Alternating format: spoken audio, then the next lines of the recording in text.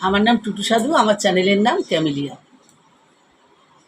আমার পূজার ফুল ভালোবাসা হয়ে গেছে, তুমি যেন ভুল বোঝো না। মালা গেথে রেখেছি, পরাবো তোমায়, তুমি যেন ছিঁড়ে ফেলো না।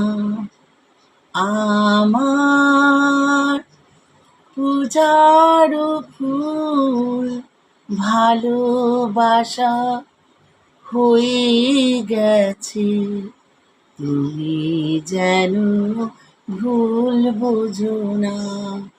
মালা গেথে রেখেছি,